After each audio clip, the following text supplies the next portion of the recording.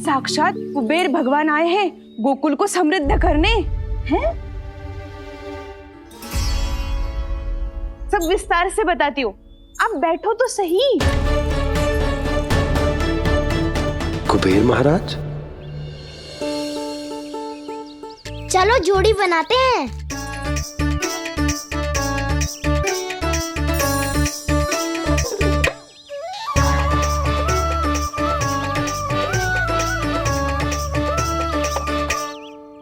मुझे तो किसी ने ना चुनो, मैं क्या करूं? अरे सुबल, तुझे तो सबसे महत्वपूर्ण भूमिका निभानी है। जो भी उस चट्टान को छूकर तेरे पास सबसे पहले पहुंचेगा वो जीत जाएगा।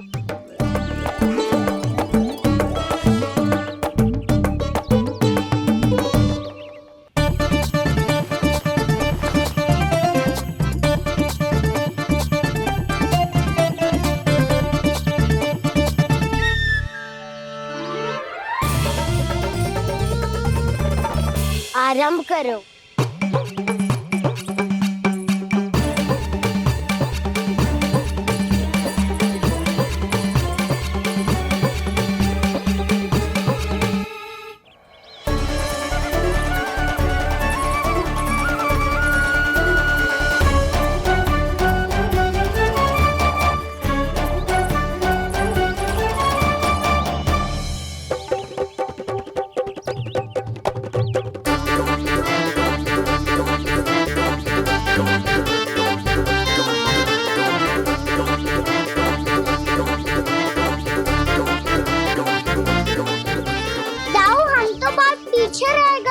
चिंता मत करो कान्हा, दौड़ के आरंभ में ही सारी शक्ति लगाने से हारने की आशंका बढ़ जाती है। देखो वो दोनों थक रहे हैं, यही समय है अपनी गति बढ़ाने का।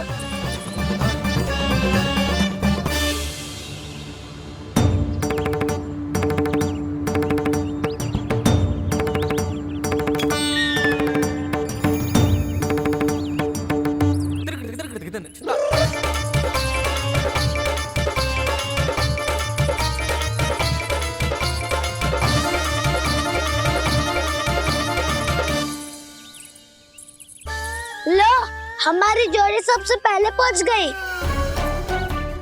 देखा मेरा बलदाव का बल।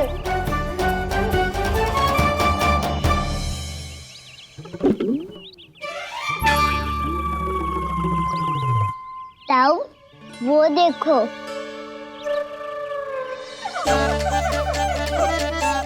मैया,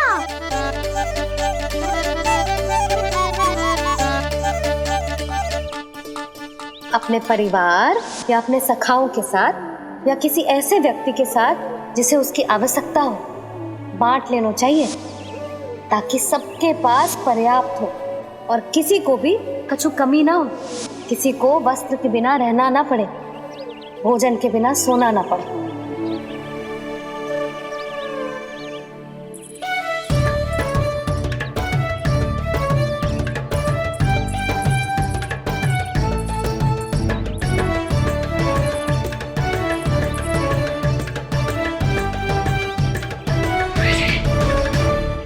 लग तो है इससे भूख लगी है।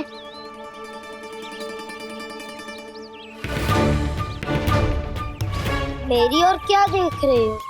तुम्हारी पोटली में कुछ तो होगा, दे दो उसे। मेरे नैना मैया ने क्या की थी? जितना हम किसी और को देते हैं ना, उससे अनेक गुना नारायण हमें वापिस कर देते हैं।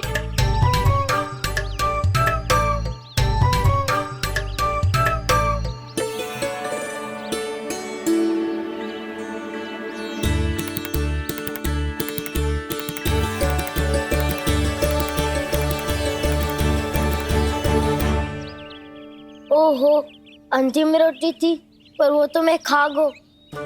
अब तो बस मेरे हाथ में माखन लगा रह गो है।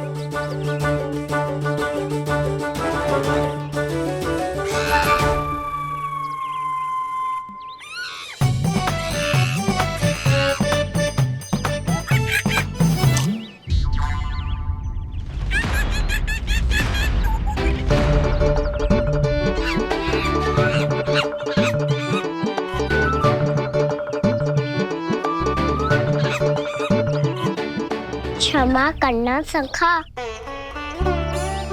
तुम्हें देने के लिए मेरे पास कुछ नहीं है। अब आप ही बताओ, कोई 2 गुना मूल्य देगो तो हम शीघ्र ही धनवान बन जाएंगे कि ना? पर कोई 2 गुना मूल्य देगो ही क्यों?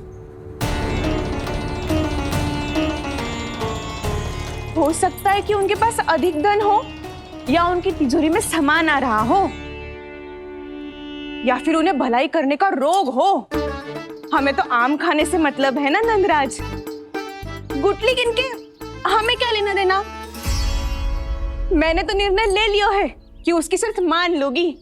बस नारायण को साक्षी मानकर जब प्रण ही तो लेना है कि सारा का सारा दूध, घी, माखन अब से केवल उन्हीं को देना है मैंने। बस इतनी मांग रखी है उसने? हाँ, आपको विश्वास ना हो रहा हो तो गोकुल में किसी से भी पूछ लियो। 2 गुना दाम दियो है परमानंद जी ने, इसीलिए तो सबके सब आनंद के सागर में गोते लगा रहे हैं।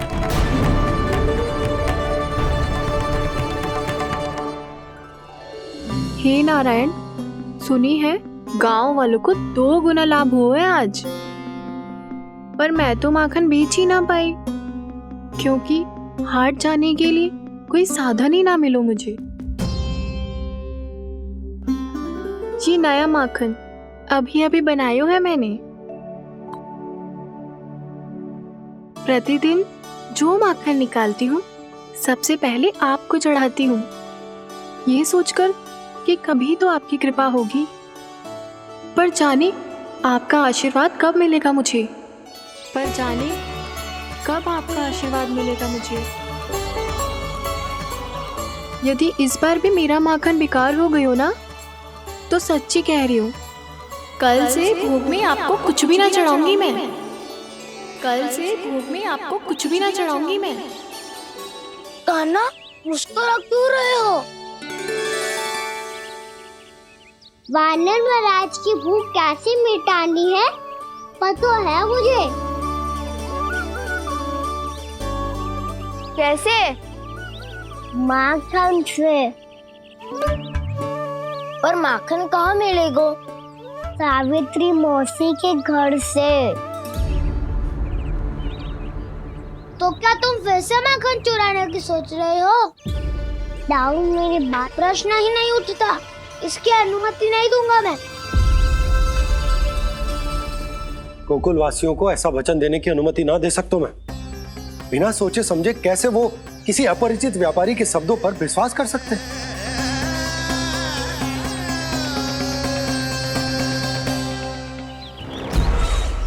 महाराज, गोकुल वासियों को अब धन के जाल जंजाल में फंसने से कोई नहीं रोक सकता। महाराज, मैं धन का ऐसा स्वाद चखा कर आया हूँ कि नंद चाहे जितना प्रयास करे, अब कोई भी गोकुल वासी उसके हित वचन सुनेगा भी नहीं। महाराज, ये बहुत गंभीर बात है, हमें सभा बुलानी होगी यशोदा। जशोदा जी, आप भी कुछ कहो ना नंदराज से। जे अधिक ही सोच रहे, इतनी चिंता करने की कोई आवश्यकता ना है। आवश्यकता तो है। वैसे तो जब कोई लोभ के जाल में फंस जाता है तो उसका बाहर निकलना असंभव है, किंतु फिर भी अपनी दृष्टि चौकन्नी रखना और कान गोकुल में होने वाली हर हलचल पर, क्योंकि मैं नहीं चाहता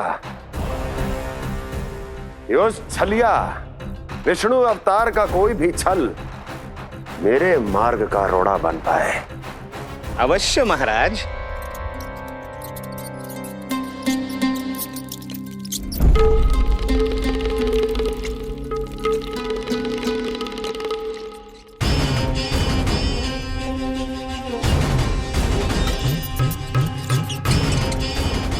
लोभ,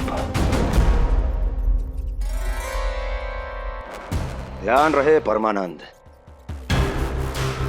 गोकुल वासियों पर लोभ का प्रभाव हर बीतते क्षण के साथ बढ़ता चला जाना चाहिए। महाराज, जैसे किसी कबूतर को बिल्ली दबोच लेती है, वैसे ही मेरा फैलाया हुआ लोभ गोकुल वासियों को अपने पंजों में दबोच लेगा, सब झटक लूंगा।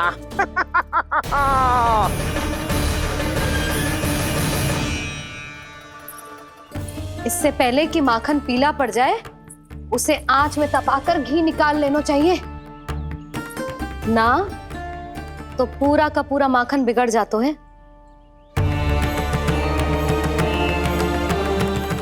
मैं अभी भोला से कहकर सारे ग्वाल ग्वालियरों की सभा बुलाता हूं। मुझे सबसे बहुत महत्वपूर्ण विषय पर बात करनी है।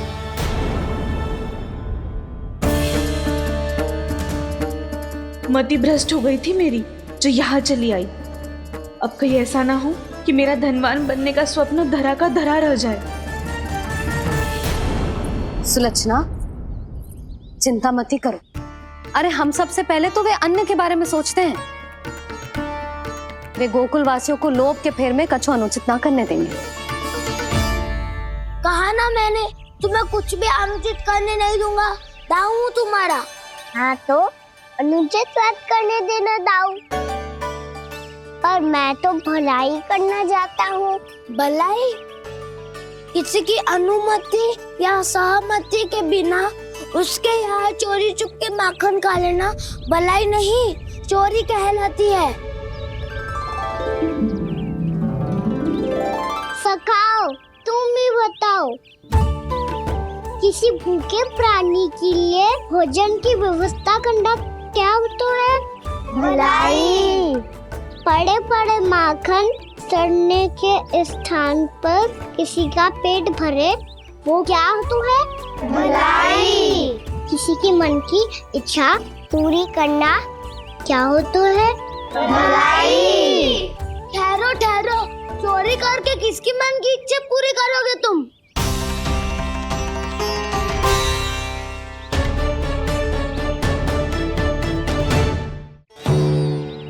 और किसकी दाऊ? स्वयं सावित्री मौसी की। वही तो चाहती है कि मैं उनके घर आऊं और ढेर सारा माखन खाऊं।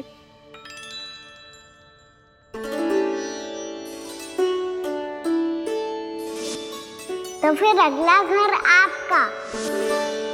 क्षण भर तो ऐसा लगो जैसे कान्हा ने मेरे मन की इच्छा सुन ली हो। वैसे कितना अच्छा हो तो यदि सुन ही ले तो। तुम्हारे कहने का अर्थ है कि सावित्री मौसी चाहती थी कि तुम उनके घर भी जाओ, जैसे जानकी के घर गए थे। ये बात तो उन्होंने मैया के सामने भी कही थी कि मैं उनके घर जाऊं। ये तो उनका सौभाग्य होएगा। किसी का सौभाग्य बिगाड़ते इतने बुरे ना है हम। ये बात तो सही कही है। मुझे भी कुछ अनुचित ना लगता है इसमें। तुम तो सत्यवादी हो मधुमंगल, तुम्हें क्या लगता है? अब बोल भी दो, वानर महाराज भूखे हैं। वानर महाराज से अधिक भूखा तो मुझे तू लग रहे हो। यदि कान्हा सच्ची में जैसा वानर महाराज की भूख मिटाने के लिए और सावित्री मौसी की इच्छा पूरी करने के लिए कर रहा है, तो दादी के सीख के अनुसार मुझे इसमें कछु अनुचित ना लगता। पक्का हम सच में चोरी नहीं भलाई करने जा रहे हैं। सही कहा दाऊ।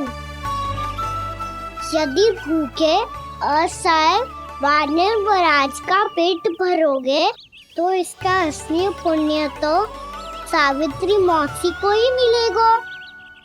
इसका अर्थ तो ये हुआ कि कान्हा सावित्री मौसी का घर माखन चुराने नहीं जाएगा, बल्कि उसे दुगना कर देगा। बात तो सही है, तो फिर मैं तुम्हें नहीं रोकूंगा।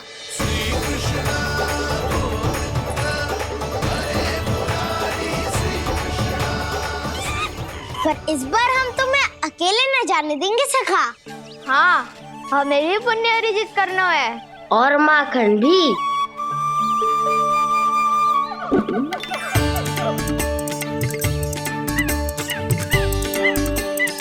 लगता है देव वानर महाराज भी हमारी टोली में सम्मिलित होना चाहते हैं।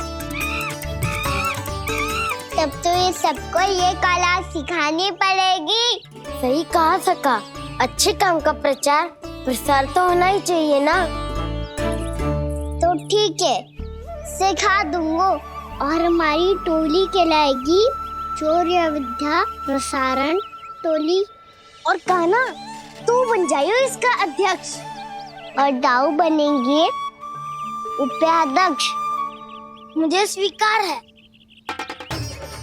शौर्य विद्या प्रसारण टोली की जय!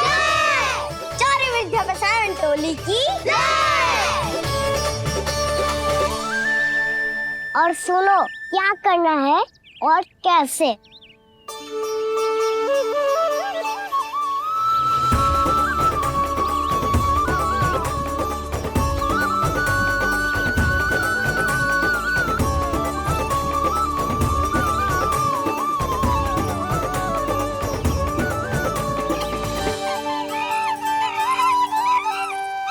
आया कन्हैया रे, आया रे माखन का चोर। रोके रुके ना ये सरपट लगाता है दौड़। तुम सब वहाँ छुप जाओ, मैं भीतर देखता हूँ। ना ध्वनि कोई हो, ना पता कुछ लगे, आए चुपके से ग्वालों की टोली। चाहे कितना बचाओ छिपाओ कहीं, सारा मक्खन ये कर जाए खाली। मुख से तो लगता है सरल ये बड़ा, भीतर से चंचल ये छल से भरा है ये नटखट बड़ा चिच्चोर।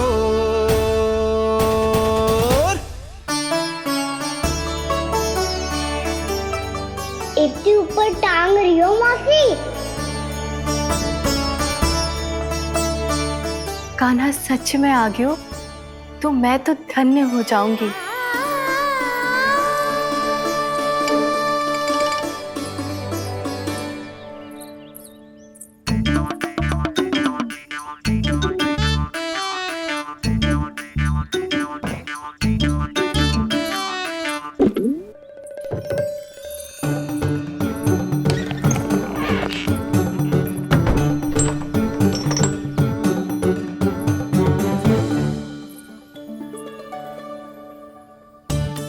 मन तो करता है सारा दूध दही माखन उसे बुलाकर अपने हाथों से खिला दूं।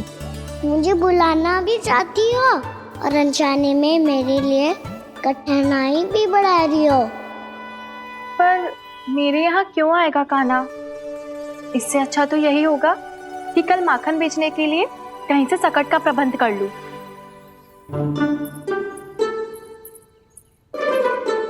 छुप जाओ, छुप जाओ।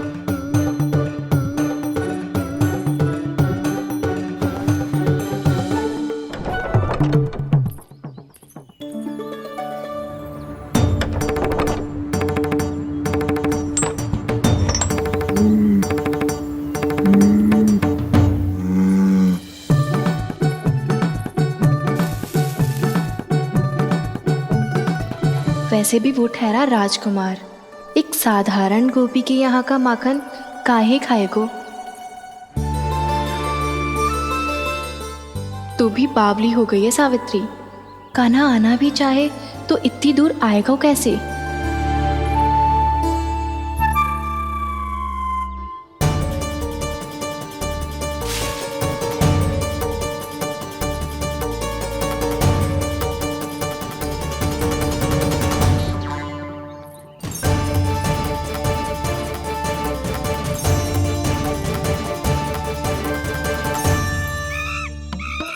ओ मैया,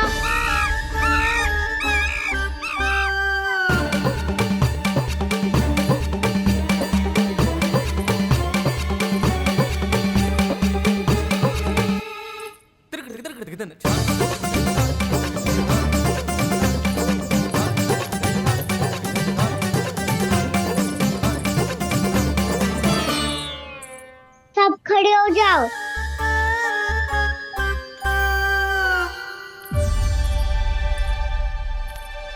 सच्ची मैं भी कितनी बावली हो गई हूँ ना। जब नंद भवन की ओर जा ही रही हूँ तो कान्हा के लिए थोड़ा सा माखन ले जाती हूँ।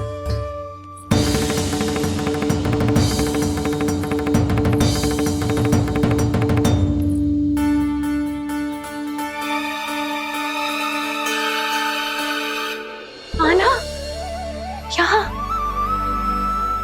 ये मेरा स्वप्न है या फिर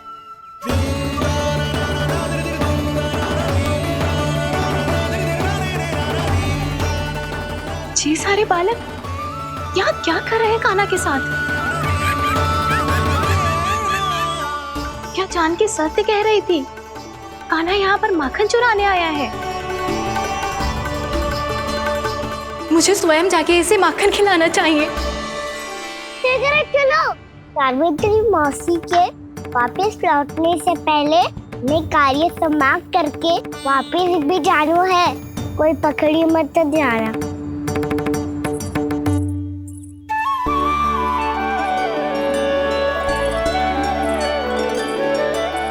ये मुझे देख के भागो तो ना, ये जो कर रहा है, जैसे कर रहा है, मुझे करने देना चाहिए।